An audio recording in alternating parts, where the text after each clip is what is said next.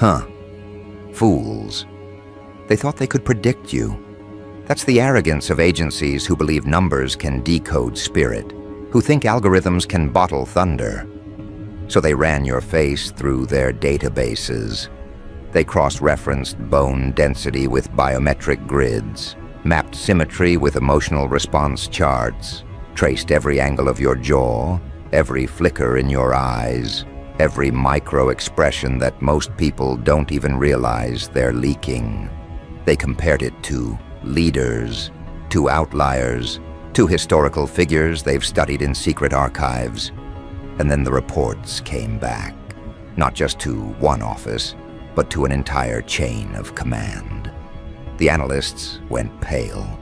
The agents who were trained never to reveal emotion dropped their pens, exchanged nervous glances, whispered the unthinkable. Because what they found in you wasn't a resemblance. It wasn't a mere probability. It was a confirmation. You carry markers in your features that belong to those who altered entire eras. And the room shifted. Because when the CIA realizes they're not looking at another citizen, but at a human blueprint they can't classify, panic begins to creep into corridors that usually walk unshaken. Understand what this means. They aren't shocked because of vanity. They aren't in awe because of beauty. No, what unsettles them is how your very structure, the geometry of your existence, carries the same signatures as revolutionaries, as architects of turning points, as catalysts that history books are still struggling to contain. They read your bone structure like a coded language. They dissected the proportion of your cheekbones like they were examining coordinates to a hidden weapon. They scanned the tilt of your gaze and realized it didn't align with conformity. It aligned with command. And the worst part for them, every metric screamed the same conclusion. You are not a follower. You are a trigger, a force, disguised as a face, walking among the unassuming, carrying a charge that no algorithm was designed to neutralize. Do you see the irony? The very institution that has cataloged every dissident, that prides itself on surveillance without error, has stumbled into something it cannot control. They thought they were analyzing. Instead, they were uncovering.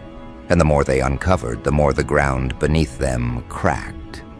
Because when their software drew lines over your face, they realized they were drawing lines into the future. And that future does not belong to them. It belongs to you. The data didn't just describe what you are.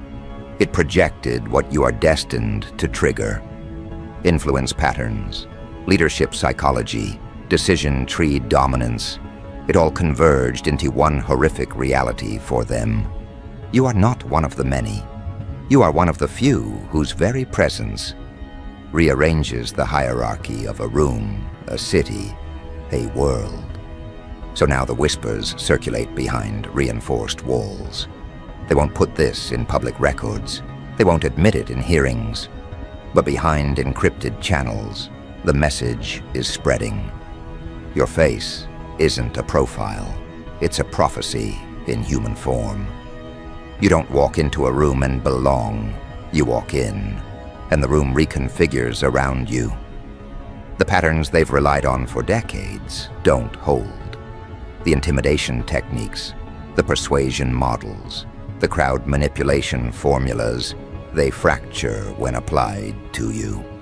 Because you aren't wired like the masses, you're wired like an origin point. That's what their analysis confirmed, and now they're terrified that others will notice it too. Think of the chaos this causes for them.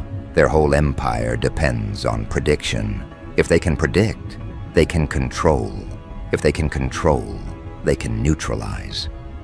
But you showed up as an outlier they couldn't bend into compliance. Their software flagged you as incalculable. Their reports flagged you as non-conforming. Their conclusions circled the same phrase again and again: uncontainable potential.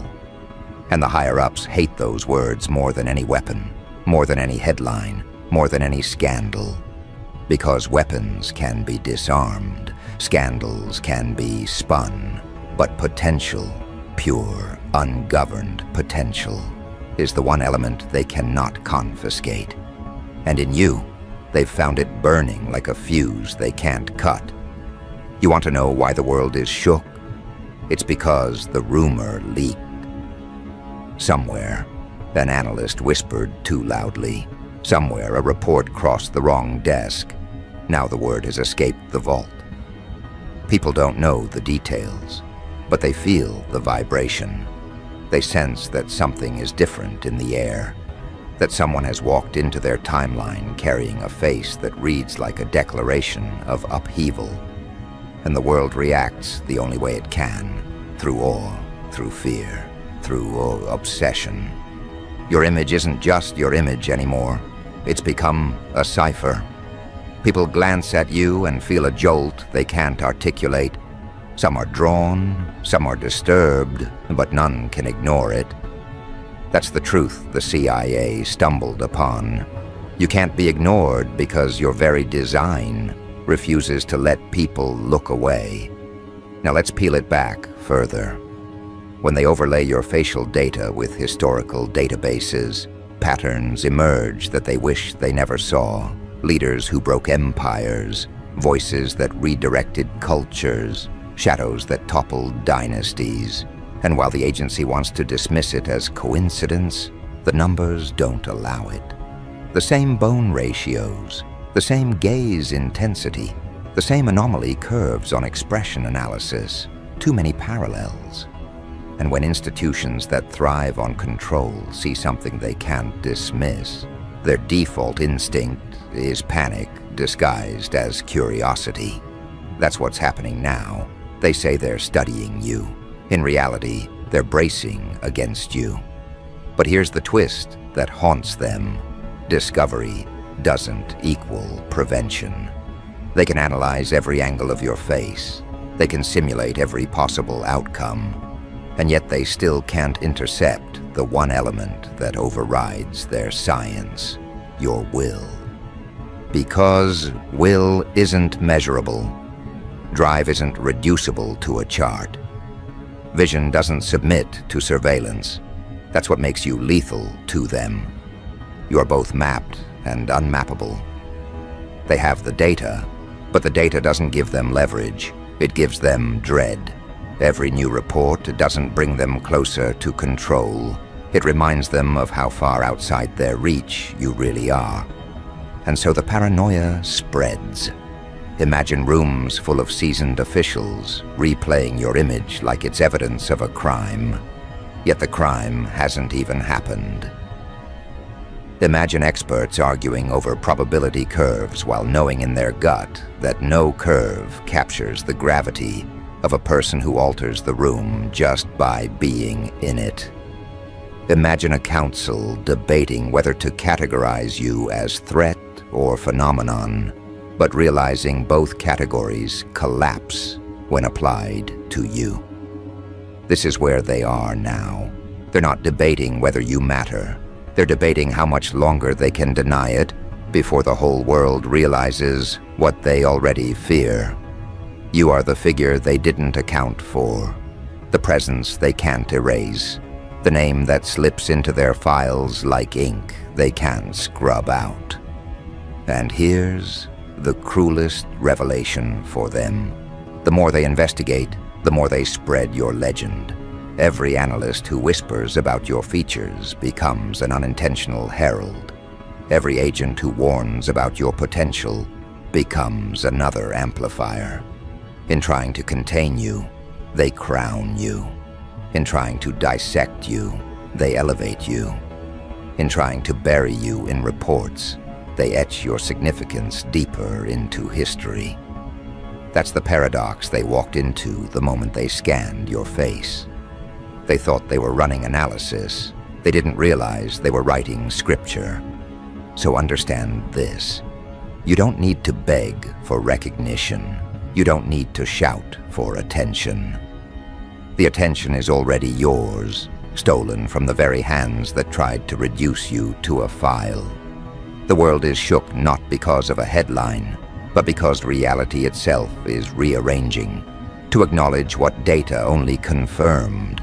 You are extraordinary, and extraordinary refuses invisibility. And every passing day, the agencies that pride themselves on secrets are forced to face the most public truth of all. You exist, and your existence alters the game. Now, the question isn't whether the CIA has discovered something about you. The question is how long the rest of the world will take to realize they've been living beside a catalyst wearing a human face. Because once they realize it, nothing will return to the old order. That's the real terror for those who thought control was permanent. They've studied your features, and in doing so, they've exposed their own weakness.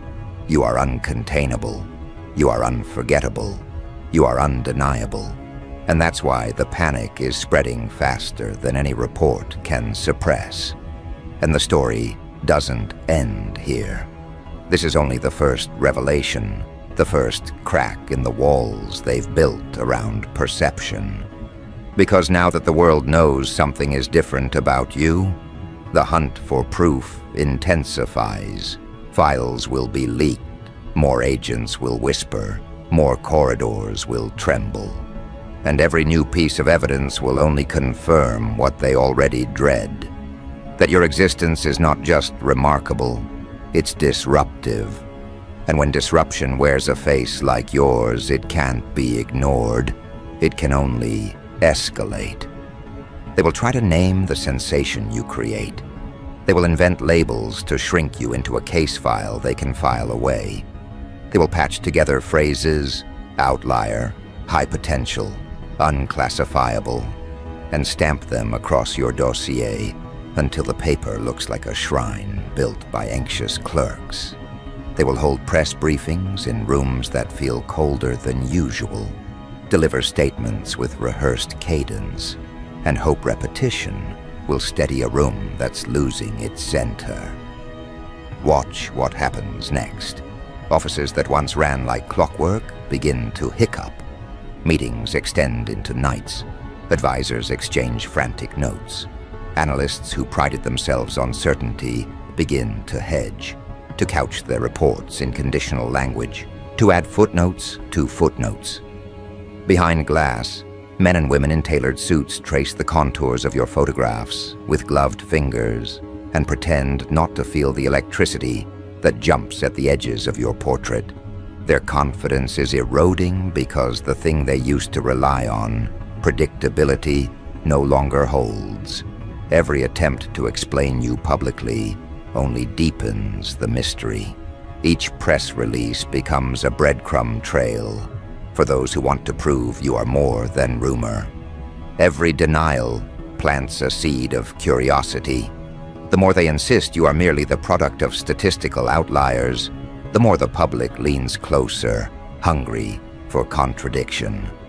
Curiosity is contagious. Rumor turns into investigation. Investigation turns into story. And stories are the currency of power when institutions lose their hold on truth. Then the private sector enters the circle.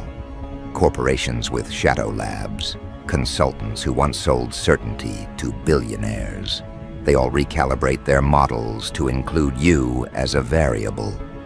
Fortune favors those who can monetize the unknown. Suddenly, facial recognition startups, boutique psychographic firms, even fashion houses start to speak in the same hush-hush tones as spooks. Your image is sampled, analyzed, turned into predictive algorithms that promise to reproduce the effect you produce naturally. Meanwhile, the streets whisper with different voices. People who never knew your name start describing the particular way your jaw catches light, the exact cadence of your smile, the way your eyes hold someone's attention for a fraction longer than polite conversation allows. Unexpected allies appear.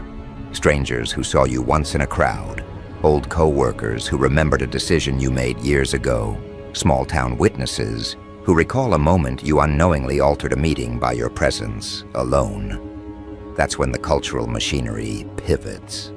Talk shows replay stolen clips.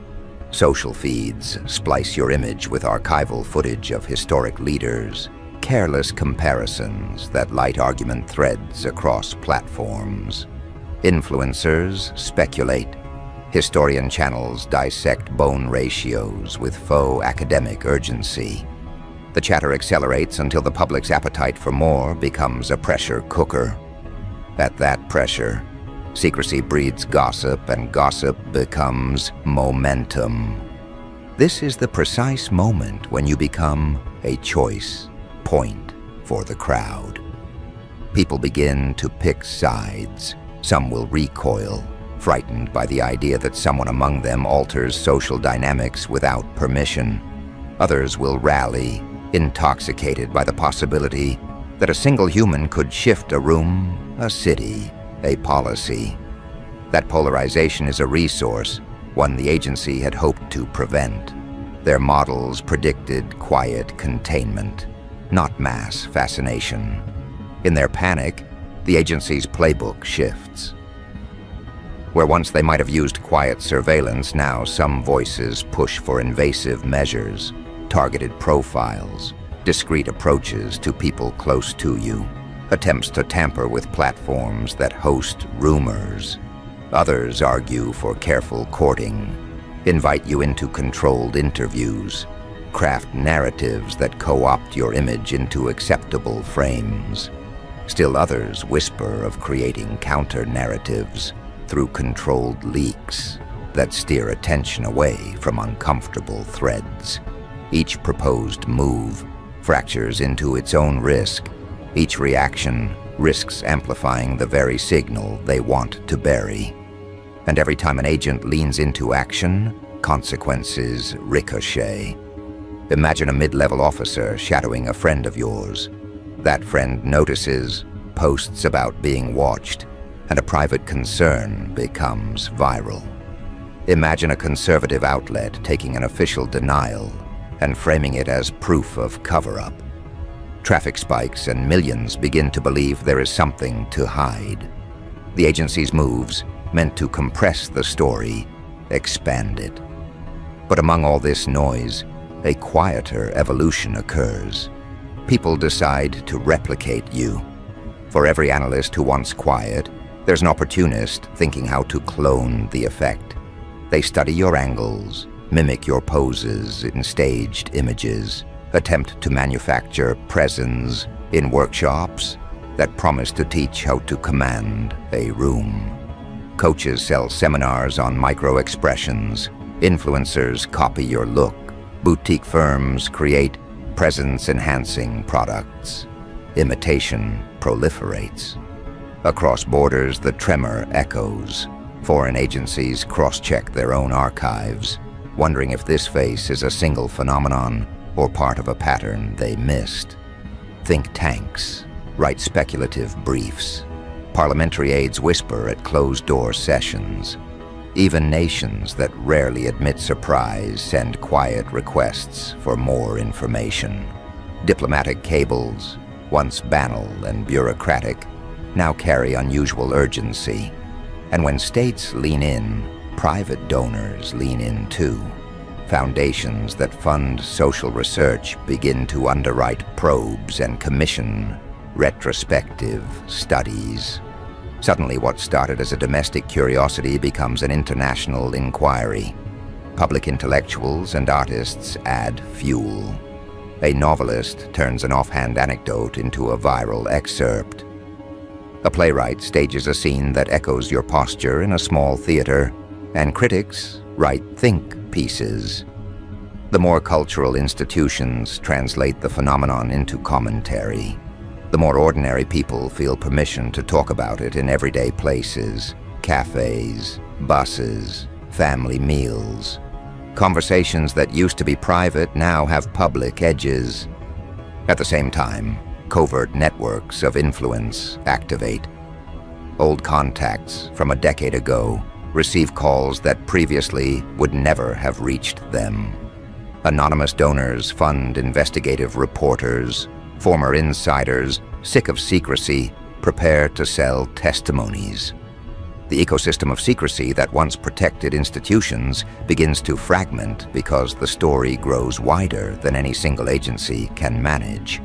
Each actor adds a new vector, a leak here, a denial there, a sympathetic op-ed, a leaked memo, a courtroom subpoena. And remember, there is an emotional economy at work. Fear breeds control, awe breeds imitation, curiosity breeds markets. Each reaction creates incentives for others to act. That feedback loop is what terrifies the agency, not because it cannot find you in a database, but because databases cannot capture emergent social momentum, the way millions of small choices conspire to tip culture. Imitation brings danger and revelation at once. Dangerous because copying might dilute the authenticity that made you uncontainable. Revelation because imitators leave traces, botched replicas, exaggerated claims, staged events that investigative reporters can dissect. Those traces become breadcrumbs. Journalists follow back to real meetings, real files, and people who knew you before your face became a public experiment. There's another engine that wakes in this environment, the legal apparatus. Lawsuits bubble up from parties who claim defamation, from contractors who assert proprietary models were misused, from former collaborators who suddenly see a market to litigate. Court filings leak. Depositions reveal who shared data with whom. The courtroom becomes another arena where your face is played like testimony and sworn statements puncture neat narratives. Legal discovery is relentless. It sifts through networks and produces documents that can both damage and vindicate. In the middle of all this, while agencies argue, while imitators stage their versions, while courts subpoena files, you remain the axis. There is power in not being the sum of other people's interpretations. Your life, small gestures, private choices, the rhythm of your days, becomes resistant to being fully translated into data. That resistance intoxicates some and terrifies others. It makes your presence more contagious. People start to view presence as a quality, a kind of bravery. They project onto you hopes and fears that have nothing to do with your daily reality, but everything to do with their hunger for meaning. So what will you do with that attention? Will you step into the orbit, speak publicly, and risk being contained? Will you stay private and watch the legend grow into something you never intended? Either choice will alter the trajectory the agency fears. Speak, and they will try to script you. Stay silent, and they will script you anyway. The leverage lies in understanding that discovery has already changed the field. Whatever you choose now will be met by forces eager to convert your existence into an explanation, a product, a lawsuit, or a rallying cry. This is the pressure moment. The world watches to see whether a face can become a force. The agency analyzed you and found something that shook its foundations. The reaction has become a test. If curiosity grows into organized support, the old maps of influence redraw. If fear hardens into opposition, containment strategies will escalate with legal, technological, and cultural tools converging to mute you. That binary hangs in the air like a decision the public must make.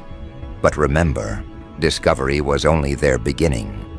They found the clue in your features, and that clue set off a cascade. Now every actor, state, private, media, legal, must choose how to respond. The intelligence that once believed it could catalog humanity is learning that catalogs can ignite movements. You are not simply a subject of analysis, You are the axis on which the next chapter pivots. The world will not be idle while that pivot turns. This is the moment that separates rumor from legend. The agencies can leak, litigate, or lobby, but none of those moves erase the simple fact. People have begun to believe you matter. Belief fuels gatherings in basements and posts on midnight feeds. It spawns hashtags and homemade badges and late-night conversations that stitch strangers into allegiance. Ordinary gestures, a quick, unscripted smile in a crowded station, the way someone defers to your glance begin to mean more. Influence, once assumed to be the privilege of titles and credentials, now traces a contour that follows you. Because influence is no longer a credential, it's practiced attention. People build a grammar for it, phrases to describe the precise moves you make that change the tone of a room. It is not trickery, it is calibrated presence. As more people copy that presence, conversations shift. Policy priorities bend, business deals are renegotiated, meeting dynamics that once rewarded pedigree now reward clarity and attention. The change is incremental, invisible day to day, but cumulative in consequence.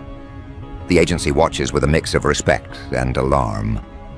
Their models map sentiment and trace likely supporters, but they cannot foresee the small human choices that cause cascades.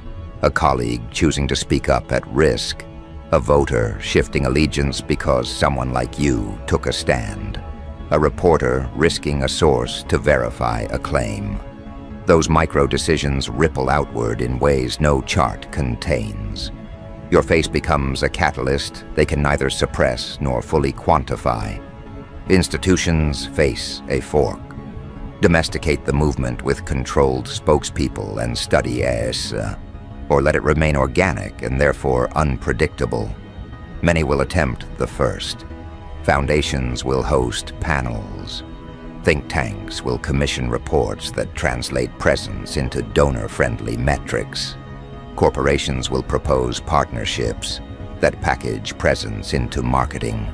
That synchronization between genuine influence and manufactured narrative creates both opportunity and risk. Darker operators take notice too. Political strategists design campaigns to harness or discredit the phenomenon. Cyber units test amplification tactics. Disinformation shops draft narratives to attach scandal and make replication costly. When influence has currency, it becomes contested. Each attempt to discredit is itself a signal of power. The more they push to bury something, the more people lean in to see why. As dossiers multiply and aides whisper in stairwells, a new class of intermediaries emerges. Reputation caretakers. These aren't old PR shops. They are strategic councils that advise how to navigate being the axis. They map safe visibility, propose alliances, and draft legal protections. Some are sincere. Others build careers advising volatile figures into constructive influence. Some see a chance to monetize presence under the guise of stewardship. Not every move will be honorable. Some will try to monetize your image without consent. Some will stage spectacles to test appetite. Some whisper that containment requires neutralization, plant a distraction, provoke a feud, shift attention toward personality skirmishes and momentum splinters.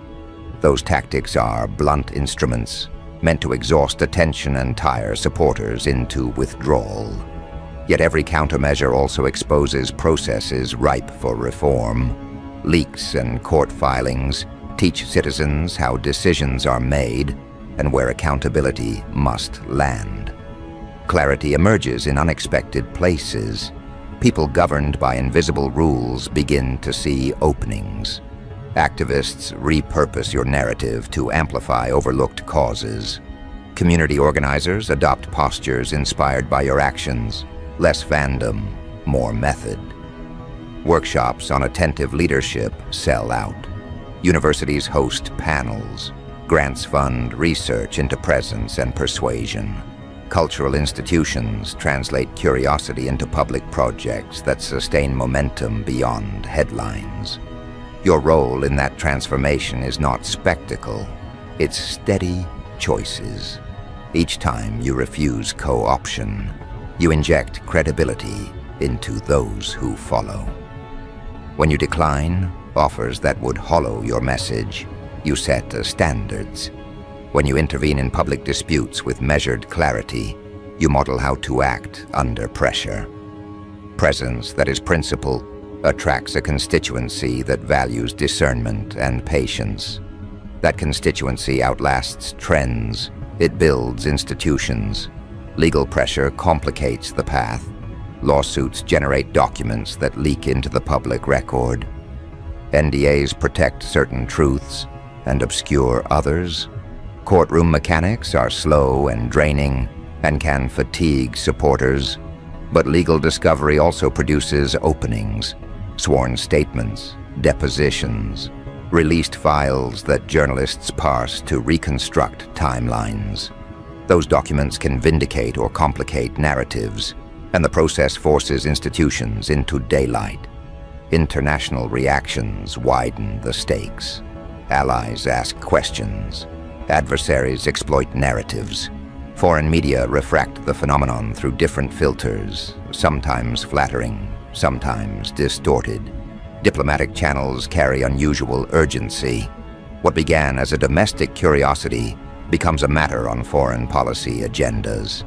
That expansion brings resources and risk, funding for research and invitations to cooperate, along with the possibility of interference. The most unpredictable factor remains temperament. You may be tempted to curate image or to withdraw. Some will advise you to become a spokesperson. Others will urge quiet. Both paths carry peril, speak and risk being scripted. Withdraw and watch others script you. Either path reshapes institutional response. The leverage lies in stewardship, how you decide to show up, what you defend, and whom you empower. When the dust settles, the true measure will show up in modest places. Councils that choose inclusion, high schools teaching presence as leadership, companies reorganizing meetings to value attention over title. Real change happens through repeated small decisions that reallocate respect and attention. Headlines pass, procedures remain. Those modest shifts, multiplied, rewire the social architecture. Remember, agencies can analyze features. They cannot buy habits. A face can be scanned, proportions recorded, patterns shared. But habits form in repetition. How you show up when no one watches, how you answer petty provocation, how you tend allies. Those practices resist packaging. They are the warranty against co-option. They mark the difference between a meme and a method. Beyond headlines, there will be moments that reveal character. A tense hearing where a colleague risks defense. A leaked memo showing an analyst argued against overreaction. Volunteers showing up for causes you subtly endorse. Those scenes carry consequence. Laws change. Budgets reallocate. Institutions answer citizens. Expect pushback, fake controversies, anonymous reports, endless filings meant to exhaust attention. But each move also exposes process and creates pressure for transparency and reform. Purpose shapes legacy. If your presence becomes a platform, choose what it platforms carefully. Support institutions that build capacity rather than celebrity. Invest in education, local leadership, practices that teach others to carry presence without imitation. Train people to listen, to speak concisely, to take measured risks. Those investments create networks that survive legal maneuvers and media cycles. They are the architecture of lasting change. This is where you come in, not as spectacle, but as steward. The discovery by analysts was only the beginning. What follows is a responsibility to turn curiosity into systems that serve. The world will remember decisions that reroute resources, change institutions, and expand opportunity. Choose with care, act with intention, make influence durable. This moment belongs to those who refuse easy answers and prefer hard work. If you take this seriously, your choices will echo, not as ephemeral fame, but as frameworks others inherit.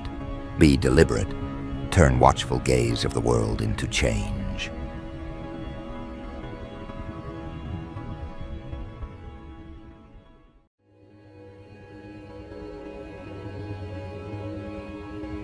Ah, look who just made an entire intelligence unit stop mid-analysis. Look who walked through life minding their own business and somehow ended up triggering internal alerts inside buildings where people get paid to understand everything. Look who just rattled professionals whose entire career revolves around decoding human behavior, and yet they still can't figure out how you gained access to knowledge you were never supposed to have. Hello, you beautiful problem. Hello, you quiet disruption wearing human skin. Hello to the mind so sharp, so instinctively calibrated, so dangerously precise that even the people who run psychological profiling for a living are taking a step back from their desks, rubbing their temples, whispering the same exact sentence. How did they find this? And who told them? Oh, you didn't know, did you? You didn't know that while you were living your life, healing, working, evolving, the observers behind the scenes were pressing pause on your file, scrolling back, zooming in, replaying your reactions frame by frame, trying to understand how you connected dots you were never supposed to see. They weren't expecting you to know anything. They weren't expecting you to catch on. They weren't expecting you to sense the undercurrent behind people's intentions before they even fully formed their own plans. And the part twisting their nerves is that you don't just know, you know with precision. Because here's what shook them. Here's what made trained analysts freeze. They watched you behave like someone with access to information you never received. They saw you pick up on hidden motives with the accuracy of someone who sat in briefings you were never invited to. They saw you speak on timing, patterns, and emotional inconsistencies like someone who has been studying human psychology for years. But you didn't study. You didn't attend any program. You didn't sit in any classroom with tinted windows. You didn't get an assignment, an outline, or a mission. You just lived through situations that mutated your perception into something they can't categorize. You survived environments that sharpened your instincts into an unregistered instrument. You endured experiences that equipped you with insight no agency can replicate in training simulations. They're confused because your awareness doesn't follow a linear path. It jumps past the normal ladder. It bypasses the steps.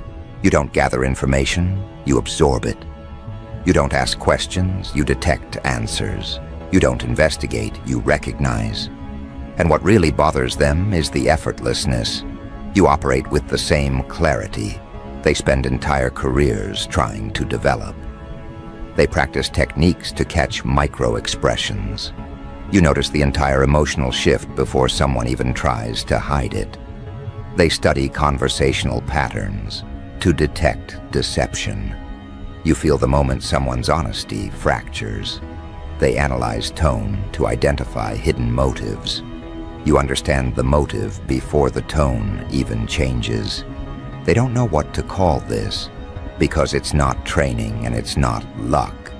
It's something else. Something learned through chaos, refined through pressure, sharpened through exposure to the kind of people who forced you to grow a layered perception just to stay intact.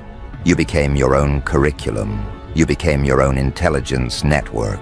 You became your own internal briefing room.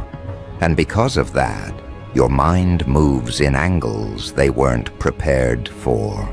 You see things that weren't meant to be noticed. You pick up dynamics that were supposed to stay buried. You understand people in ways that make them feel stripped of their disguises.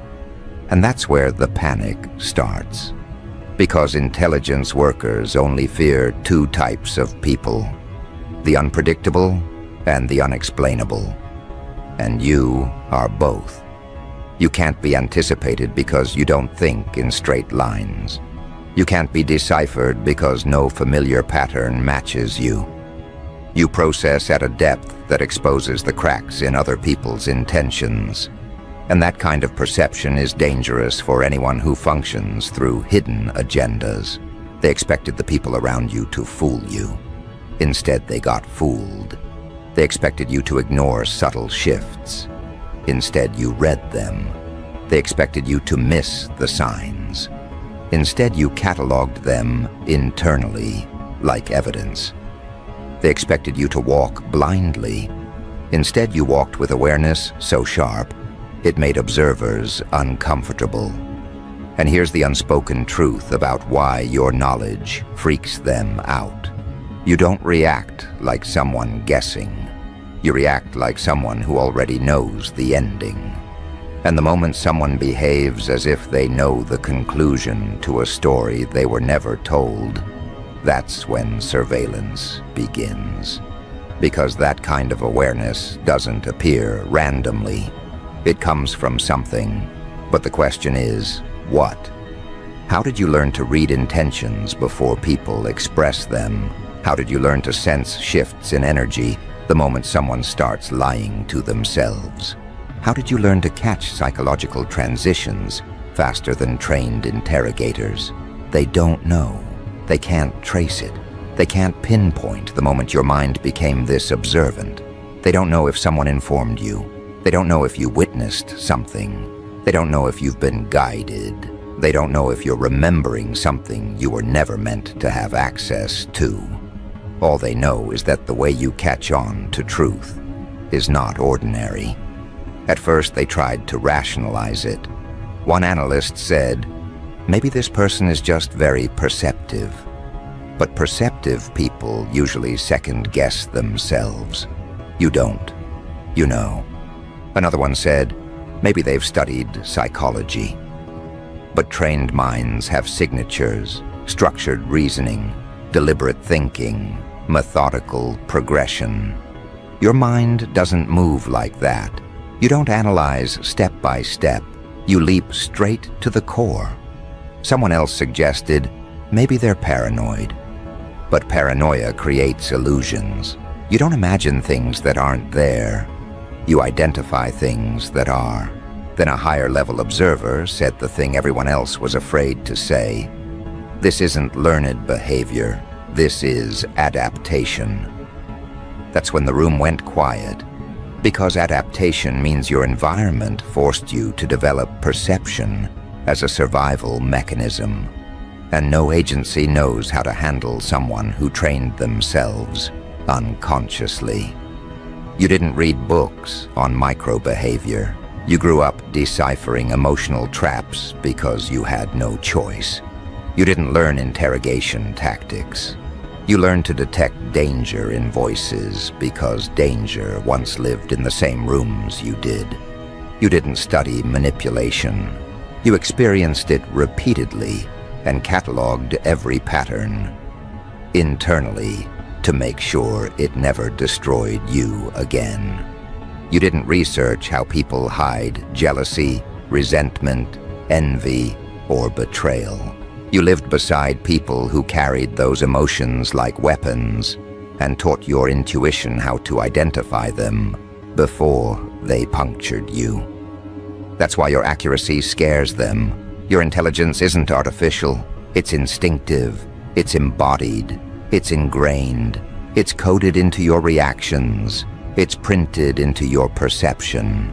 People like you aren't shaped in classrooms. People like you are shaped in environments that don't have safety nets, environments that force evolution, environments that turn observation into armor.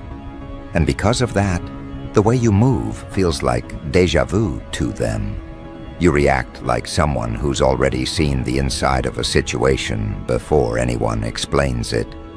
You predict behavior like someone who has already watched the scene unfold. You call out tension like someone who's been briefed on who is clashing behind closed doors. And that's why someone in an analytic room said, "This shouldn't be possible. How are they doing this?" They ran your background. Nothing explains it. They studied your history. Nothing gives clues. They examined your patterns. Nothing lines up. You are a contradiction wrapped in clarity. But here's what's really keeping them awake at night. You don't look like someone who's analyzing anyone. You don't act like someone who's paying attention. You don't tilt your head, narrow your eyes, or do any of the obvious things people do when they're trying to read someone. You stay calm, you stay composed, you stay neutral, and that calmness unnerves them more than any flashy display of insight ever could. Because people who are noisy about their intelligence are easy to map. You are not. Your intelligence is quiet, the worst kind for observers. Quiet intelligence reveals itself only when needed. Quiet intelligence waits. Quiet intelligence doesn't announce. Quiet intelligence doesn't chase. Quiet intelligence notices everything and speaks only when the moment presents itself. And when that moment arrives, your accuracy hits with such precision that people feel exposed in a way that sends a ripple through the room. There are individuals who have watched you closely, not out of suspicion, but out of curiosity. They've noticed how you call out emotions people didn't verbalize. They've noticed how you withdraw before something goes wrong. They've noticed how you distance yourself from people right before they reveal their hidden agenda. They've noticed how you anticipate reactions without needing clues. They've noticed how you understand motives before words. And they've noticed how every time someone lies to you, you tilt your energy in a very specific way that tells them you already know. That's the part that burns through their composure. Your awareness is not random. It's not accidental. It's patterned, consistent, and deeper than what they call normal comprehension. They don't know whether it's emotional intelligence amplified by trauma, instinct refined by necessity, or something older and stronger running beneath your surface. What they do know is that you're seeing too much. And when someone sees too much, they become unpredictable to those who depend on secrecy. Your knowledge is not passive, it's active.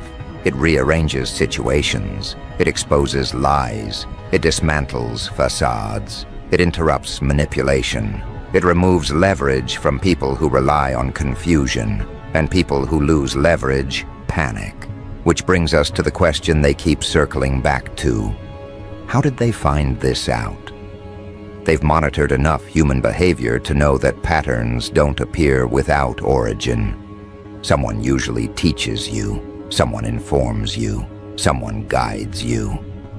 But you act like you were briefed by something they can't track. You act like you overheard conversations you were never present for. You act like someone handed you a folder filled with information no one ever gave you. And that mystery is more unsettling than anything else about you. But what they don't realize yet, what they're about to realize very soon, is that this is only the beginning. Because the more they try to understand you, the more confused they become. And the more confused they become, the more they start digging. And the more they dig, the more they uncover a truth that makes them exchange glances across their desks, lean back in their chairs and whisper, "This is going deeper than we thought." That moment, The moment when confusion shifts into concern is where the real trouble begins for them. See, confusion is manageable. Confusion means they can gather more data, observe more interactions, replay more footage, test more psychological models. But concern? Concern signals that you've crossed a threshold that trained personnel can't easily label. Concern means your awareness isn't a coincidence, it's a pattern. Concern means you're not just perceptive, you're consistent. Concern means your insight isn't accidental, it's precise. And nothing unsettles observers more than encountering someone whose precision cannot be traced to any logical foundation. They expected your accuracy to fade, they expected it to fluctuate, they expected it to crumble under pressure. Instead, it sharpened. Each time you reacted to something that hadn't been said out loud, someone behind a screen would lean forward. Each time you detected tension before the source revealed itself, someone in an evaluation room clicked pause with a deeper frown. Each time you removed yourself from situations right before hidden agendas surfaced, someone scribbled on a notepad with concern in their handwriting. You kept proving them wrong without even trying. You kept acting like someone who already had a map to territory you were supposedly just exploring. And every time you did, more questions surfaced among those watching you. The first question, where is the leak? Because that's the only explanation that fits their worldview. If someone knows too much, someone must be feeding them. But the more they observe you, the more they realize no one is feeding you anything. You don't receive information, you generate comprehension. You aren't being informed, you're perceiving, you're noticing, you're assembling meaning faster than trained personnel can evaluate the situation. And once they realize no external leak exists, they move on to the second question.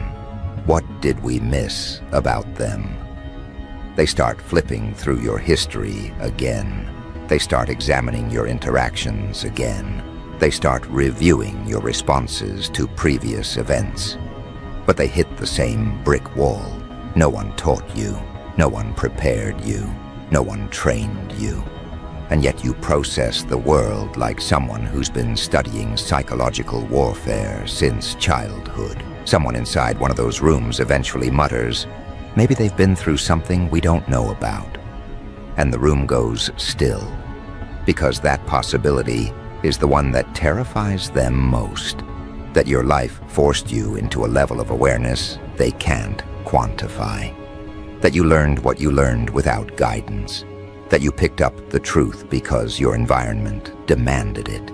That your experiences shaped you into something they can't file neatly.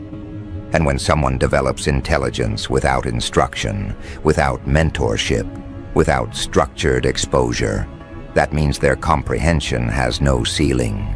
It can expand indefinitely. It can grow without boundaries. It can evolve beyond prediction. This is where you begin to unsettle them, not just as an individual, but as a variable. Unpredictable variables threaten analysis.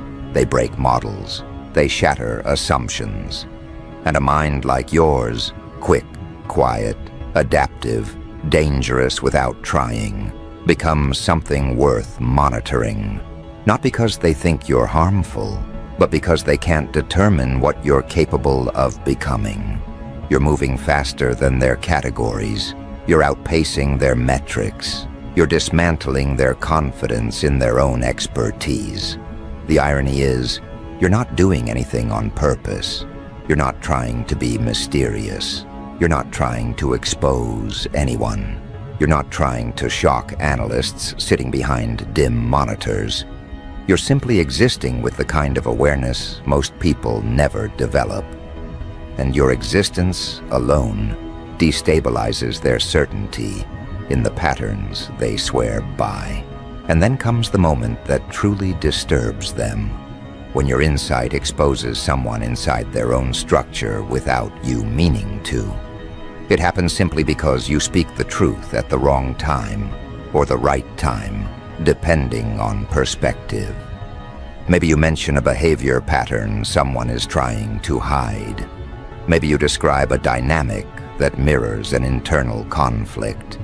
Maybe you point out an intention that someone in the observation chain hoped would stay buried. One analyst hears your comment and feels a sudden jolt of recognition, not because you identified a random truth, but because you identified a truth that person has been hiding from everyone. You spoke on something they thought no outsider could detect. And in that moment, fear replaces curiosity. Because now you're not just someone who understands people. You're someone who can see into the parts of people they hide even from themselves. And that level of insight is dangerous. Not because you use it to harm, but because you don't need permission to perceive. You don't need proof to read someone. You don't need evidence to know the undercurrent behind their actions. You don't need signs. You feel the shift. This is where the internal conversations start happening. Someone asks, "How are they doing this?" Someone else replies, "I don't know." Another adds, "This isn't normal perception." Then another quieter voice says, "This might be beyond what we're equipped for." And that comment lingers in the air like smoke that won't disperse. Because what does it mean when someone outside their reach surpasses the awareness of trained personnel? What does it mean when someone who wasn't supposed to know anything starts connecting dots at a speed even analysts can't keep up with? What does it mean when your presence alone destabilizes the confidence of people who dedicate their lives to reading others?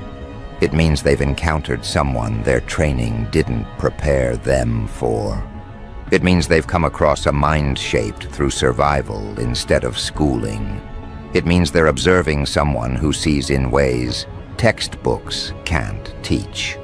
And that realization forces them to escalate the situation. Not externally, internally. The first escalation is silent. A few more eyes get assigned to your case.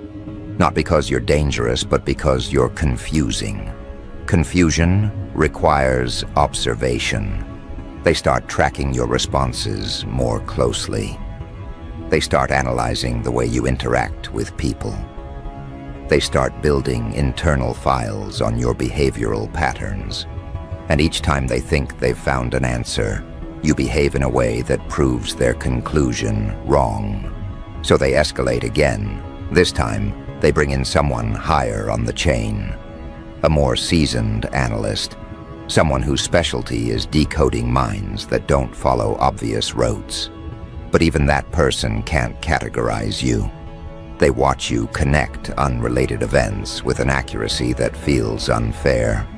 They watch you interpret emotional cues faster than the people experiencing them. They watch you detach at the correct moment as if you can foresee the chaos ahead.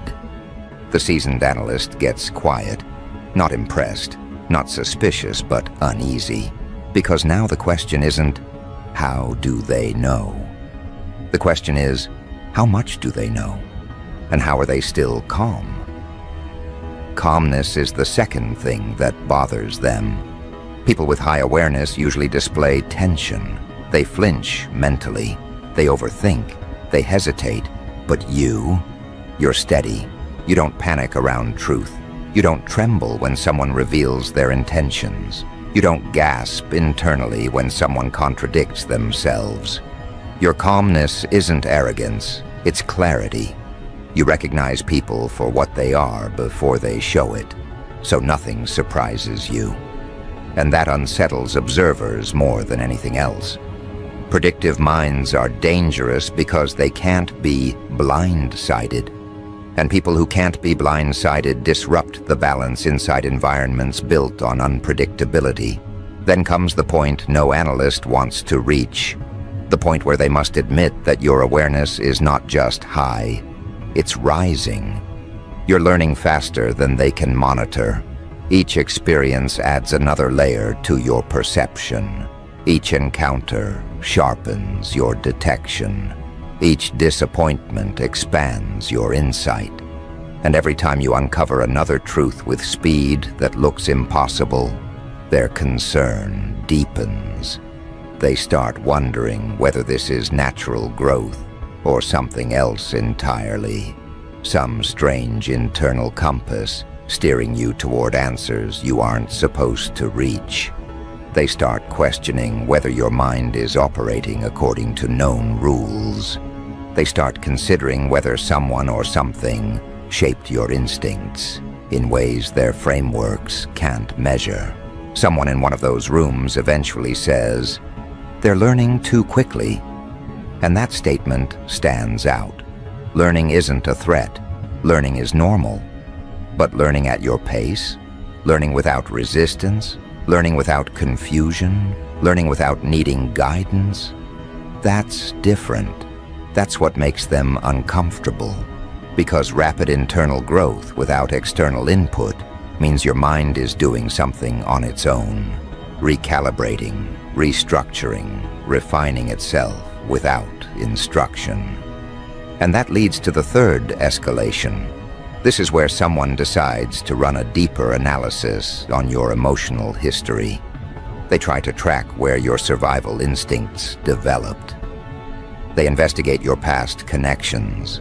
They analyze your reactions to betrayal, disappointment, abandonment, conflict, and pressure. And that's when they understand the truth you never voiced out loud. You didn't wake up perceptive. You were sculpted into perception. You were shaped by pain. You were widened by conflict. You were pushed into awareness by circumstances that demanded vigilance. You learned to read people not because you wanted to, but because you were forced to. You learned to sense danger not because it was interesting, but because your safety depended on it. You learn to anticipate human behavior because unpredictability nearly cost you everything once. Your insight is the echo of survival. Your accuracy is the outcome of endurance. Your awareness is the residue of everything you overcame. Your mind sharpened itself through necessity. It became a blade because it had to. And once they realize this, their confusion shifts again, this time into respect tinged with fear. Because people shaped by comfort break under pressure. People shaped by conflict evolve under pressure. And you evolved. But that's not the part that frightens them most. The part that truly shakes them is that your insight isn't hardened. It's not cynical. It's not bitter. It's clean. You read people clearly without poisoning the truth. You detect intentions without twisting them. You see hidden motives without letting them break your faith in yourself. Most people sharpened by hardship become jagged. You didn't. You became transparent. And transparency combined with precision creates a kind of intelligence even analysts can't predict. They watch you walk into situations knowing exactly what's happening, yet you remain calm. They watch you sense someone's motive, yet you respond with maturity. They watch you avoid traps with ease, yet you don't brag or expose the people setting them. This is the moment the analysts understand the real danger, not to you, but to anyone who tries to manipulate you. Because manipulation requires confusion, manipulation requires blindness, manipulation requires emotional fog. You have none of that. You see every angle with unsettling clarity. Someone makes a comment, and you catch the insecurity behind it. Someone smiles, and you feel the resentment beneath it. Someone gives advice, and you notice the hidden jealousy attached. Someone offers help, and you recognize the control they're seeking. Someone grows distant, and you detect the guilt haunting them. Someone returns, and you perceive the hidden motive behind their timing. This is where the analysts collectively realize you are not just aware. You are several steps ahead. And when someone is ahead, they're harder to contain.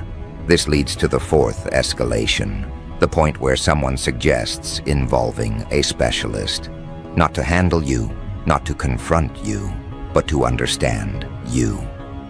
The specialist watches you for a few days, and instead of simplifying your profile, they make it more complicated.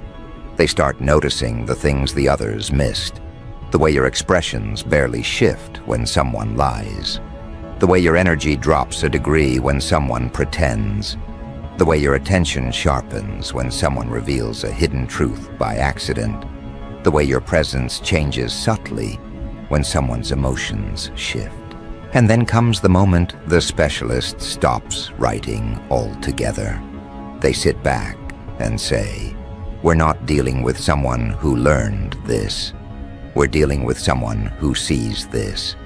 And that distinction makes every person in that room rethink their assumptions. Because learned knowledge has limits, but perception can expand forever.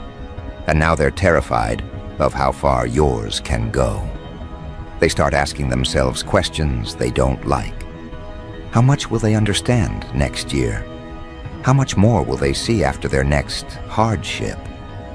How far will their mind sharpen if someone betrays them again? What happens when someone with this level of awareness reaches full maturity? These are the questions that turn concern into fear. Because when someone's knowledge grows with every challenge, and when their clarity strengthens with every loss, then their mind is building itself into something unstoppable. And here's the most chaotic part. You're not even trying. You're not training. You're not studying. You're not researching. You're just living. Yet your mind functions like an intelligence tool that's been refined across decades. This is the point where the analysts accept a truth they never wanted to acknowledge. You are not operating on borrowed information. You are operating on internal understanding. You don't need leaks. You don't need sources. You don't need instructions. Your life already taught you everything the world tried to hide. And that realization leads to the fifth escalation, the moment they stop trying to figure out how you know what you know and start trying to determine how far you'll go. They're not afraid of the knowledge you currently possess. They're afraid of the knowledge you're about to discover, because you keep uncovering things before anyone expects you to. You keep sensing changes before they manifest. You keep identifying people's motives before the people themselves understand those motives. And that kind of foresight makes observers feel exposed. It makes manipulators feel nervous. It makes liars feel naked. It makes controllers feel powerless. It makes insecure people feel targeted. It makes emotionally dishonest people feel threatened. And it makes analysts realize they're watching someone who might eventually outgrow even their ability to interpret. That's the moment the senior-most analyst enters the conversation, someone who rarely comments, someone who has seen thousands of psychological profiles, someone who rarely expresses anything resembling concern. They look at your file, read through the notes, observe your footage, watch your interactions, and then say in a quiet, decisive tone, "You're looking at someone whose awareness is accelerating. This isn't an accident. This isn't a coincidence. This is progression." The room goes still, because progression means you're not done. Progression means your abilities will sharpen further. Progression means your insight will multiply. Progression means they're dealing with a moving target, and moving targets cannot be predicted. That single sentence hits the room harder than any dramatic outburst could. Because when the senior-most analyst speaks, people listen. Not because of rank, but because this is the person who has spent decades reading minds that fool entire departments. This is the person who can profile a stranger in 15 seconds. This is the person who can detect deception in a heartbeat, and even they are unsettled. That alone shifts the atmosphere, thickening it with a tension no one wants to acknowledge.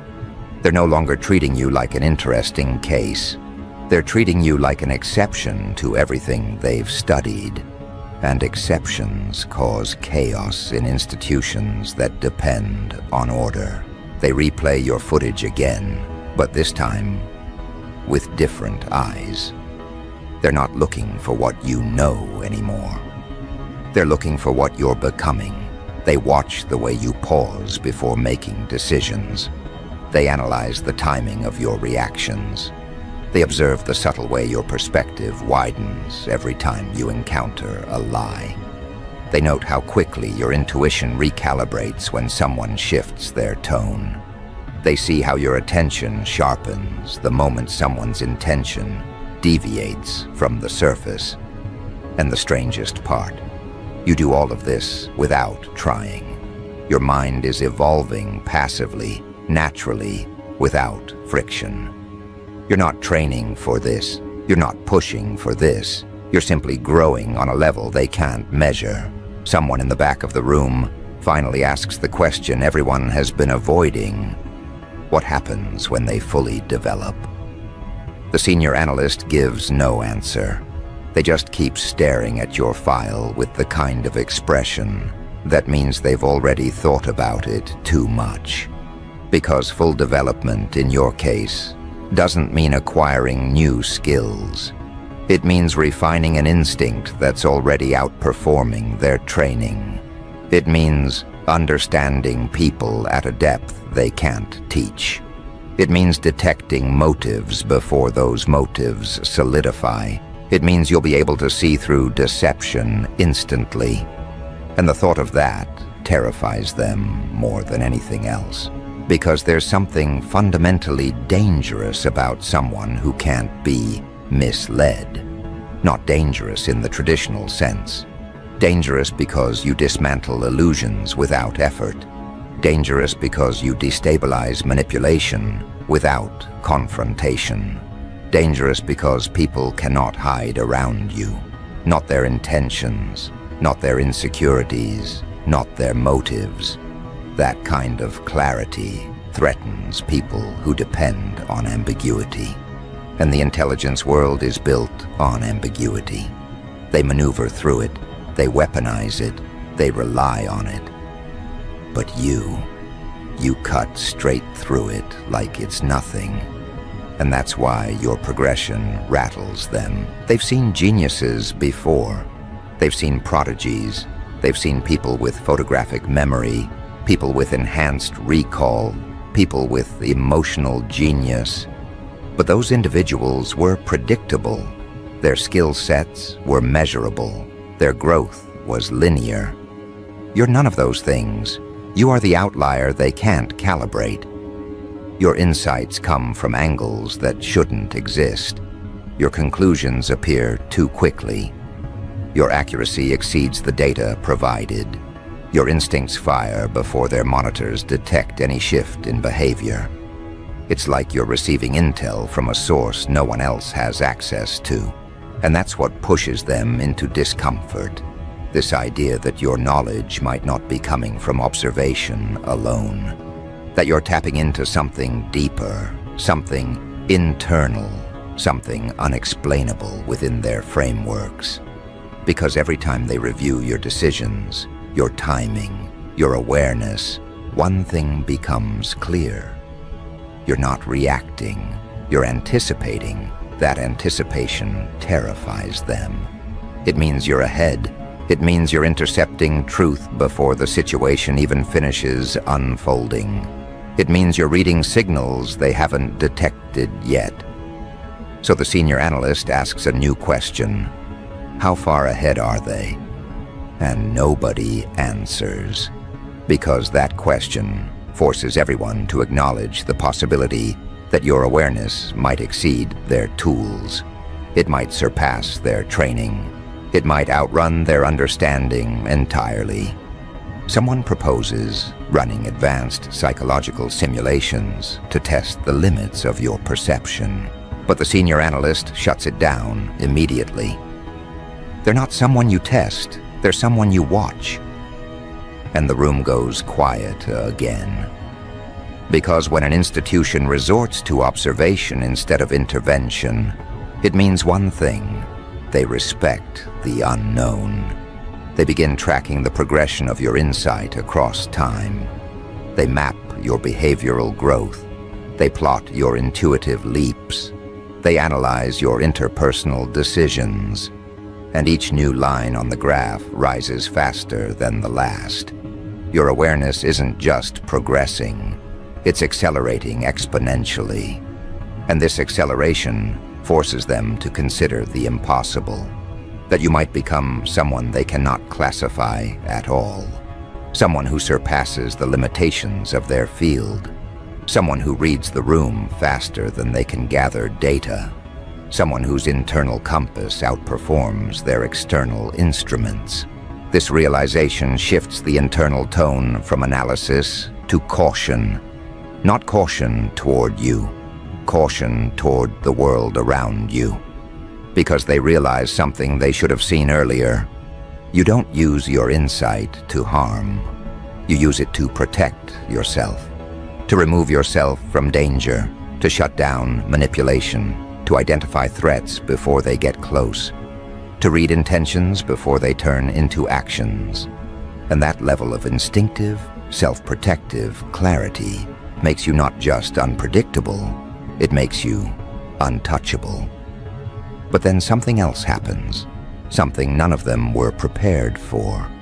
You begin predicting things they never expected you to decode. You notice subtle changes in someone's expression and piece together an entire psychological map. You sense someone's guilt days before they confess. You catch the emotional transition in someone who thought they hid it well. You expose contradictions with one sentence, leaving the room silent. And the most unsettling part: you do all of this without knowing you're being watched. Your natural processing power is outperforming experts who rely on entire frameworks to interpret the same data. That's when the senior analyst does something unusual. They close the file, they turn off the footage, they stop the analysis, and they say, "We're not dealing with information, we're dealing with insight." That distinction matters more than anything else. Information can be controlled, information can be filtered, information can be withheld. Insight cannot. Insight bypasses barriers. Insight overrides deception. Insight ignores manipulation. Insight empties the room of illusion. And your insight, specifically, doesn't come from training. It comes from experience. Experience that sharpened you. Experience that rewired you. Experience that forced you to evolve into someone who sees everything clearly. This is when the internal atmosphere changes. They're no longer looking at you like a subject. They're looking at you like a phenomenon they can't slow down. Someone who processes truth faster than lies can form. Someone who identifies emotional footprints before the person leaves the room. Someone who has become the psychological equivalent of a surveillance device without trying. And you don't even know it. That's the terrifying beauty of it. But then the senior analyst introduces a thought that freezes everyone. If their awareness is accelerating this quickly, then what happens when they start noticing us? The silence becomes suffocating. Because the truth is, you already have. You may not know the details. You may not know the structure. You may not know the names, the rooms, the monitors, the curious eyes behind the screens. But you've felt it. The shift, the pressure, the strange moments when you sensed you were being examined by something unseen. The intuitive spike that told you someone was paying attention when no one was around. And that intuitive spike wasn't wrong. They know you've sensed them. They know you felt the subtle pull of observation. They know your mind brushed against their gaze like a breeze brushing against a door. And that's what terrifies them most. You noticed without evidence. You detected without hints. You recognized presence without footprints, which means your perception has crossed into territory reserved for people who shouldn't exist. The senior analyst continues. If they can feel observation without being told, they're already beyond our models. That shift in tone spreads through the room like a quiet alarm. Because if you can sense unseen observation, then you're not just perceptive, you're untethered. Untethered minds are the hardest to profile. They move freely. They transcend behavioral expectations. They refuse to be boxed into neat categories. Now what was once curiosity has turned into full-blown unease. The analysts start re-watching your footage with new sensitivity. They look at moments where your eyes shift direction abruptly, as if picking up something no one else noticed. They look at the way your energy changes when someone's intention shifts. They look at the way you pause as if hearing something internally. And they realize what they missed. You don't just read behavior, you read atmosphere, you read context, you read internal turbulence, you read emotional distortion, you read tension like it's printed in the air. And they cannot figure out how. Someone suggests the possibility that your brain processes subtle cues others overlook, micro movements, tone variations, emotional signatures. But even that explanation falls short, because your awareness goes beyond physical cues. You sense things before they're expressed. You recognize motives before they surface. You understand dynamics before they become visible. Your mind operates like a predictive engine built from years of exposure to inconsistency, chaos, betrayal, and human fragility. You learned humans the hard way. They learned humans academically. That alone puts you at an advantage they can't replicate. But then comes the absolute breaking point. The moment when their entire room goes cold. Someone finally asks, "What if this isn't the limit?" And that question terrifies everyone. Because if your awareness has been accelerating on its own, without training, without mentorship, without structured enhancement, then what happens when your life exposes you to more complexity? What happens when you encounter more manipulation? What happens when someone lies to you again? What happens when someone tries to play psychological games with you? What happens when someone underestimates you one more time? Your mind is wired to evolve through impact, and life has already impacted you enough to turn you into a perceptive force that outpaces trained analysts. So what happens when your next evolution hits? They don't have an answer, and that's what scares them. Because the truth is, your progression is not slowing down. Your clarity is sharpening. Your intuition is intensifying. Your internal compass is recalibrating. Everything about you is moving upward, outward, forward. And they can't stop it. They can't slow it. They can't redirect it. They can't interfere with it. They can only watch it happen. And the worst part for them, you still don't know how much you know. You're just moving naturally. You're just living, healing, navigating, analyzing quietly. You're not aware of the seismic impact your awareness has on people who depend on psychological camouflage. You're not aware that your insight has already exposed the kind of patterns that take analysts years to detect. You're not aware that your instincts already surpass half the professionals studying you. Which brings the room to its final realization, the realization that ties this entire topic together. You know things you were never taught. You understand things no one said. You connect truths no one gave you. Your knowledge doesn't come from leaks. Your knowledge doesn't come from whispers. Your knowledge doesn't come from sources. Your knowledge comes from you. That's why they're rattled. That's why they're whispering. That's why the senior analyst shut down further testing. Because your intelligence isn't traceable. Your awareness isn't explainable. Your insight isn't containable. And when a mind can't be traced, explained, or contained, then it becomes the one thing the CIA cannot categorize. A mind that knows too much without being told anything at all. Which is exactly why they're freaking out. Exactly why the observers keep watching. Exactly why your name is circled in red ink. And exactly why every analyst in that room knows the same truth. They didn't discover you. You discovered everything around you. And they can't understand how or who told you. Because the answer terrifies them more than anything else. No one told you. You simply knew. And that is the part that makes them realize this case. It's far from over.